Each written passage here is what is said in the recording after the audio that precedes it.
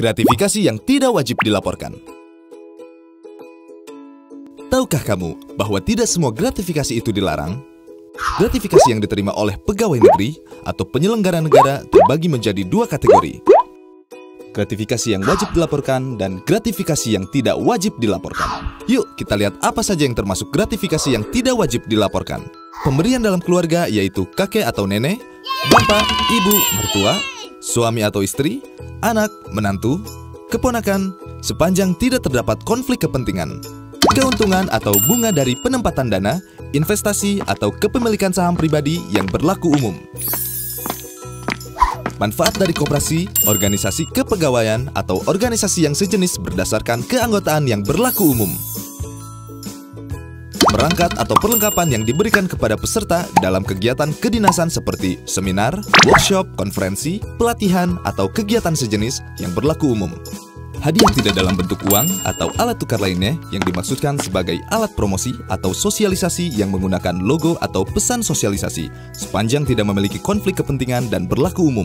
Hadiah, apresiasi atau penghargaan dari kejuaraan, perlombaan atau kompetisi yang diikuti dengan biaya sendiri dan tidak terkait dengan kedinasan. Penghargaan baik berupa uang atau barang yang ada kaitannya dengan peningkatan prestasi kerja yang diberikan oleh pemerintah sesuai dengan peraturan perundang-undangan yang berlaku. Hadiah langsung atau undian, diskon atau rabat, voucher, point rewards, atau souvenir yang berlaku umum dan tidak terkait kedinasan. Kompensasi atau honor atas profesi di luar kegiatan kedinasan yang tidak terkait dengan tugas dan kewajiban, sepanjang tidak terdapat konflik kepentingan dan tidak melanggar peraturan atau kode etik pegawai atau pejabat yang bersangkutan. Kompensasi yang diterima terkait kegiatan kedinasan seperti honorarium, transportasi, akomodasi, dan pembiayaan yang telah ditetapkan dalam standar biaya yang berlaku di instansi penerima gratifikasi. Karangan bunga sebagai ucapan yang diberikan dalam acara seperti pertunangan, pernikahan, kelahiran, kematian, akikah, baptis, hitanan, potong gigi, atau upacara adat atau agama lainnya, pisah sambut, pensiun, promosi jabatan. Pemberian terkait dengan pertunangan, pernikahan, kelahiran, akikah, baptis, hitanan, potong gigi, atau upacara adat atau agama lainnya dengan batasan nilai sebesar Rp1 juta setiap pemberi. Pemberian terkait dengan musibah atau bencana yang dialami oleh diri penerima gratifikasi, suami, istri, anak, bapak, ibu, mertua, atau menantu penerima gratifikasi sepanjang tidak terdapat konflik kepentingan dan memenuhi kewajaran dan kepatutan.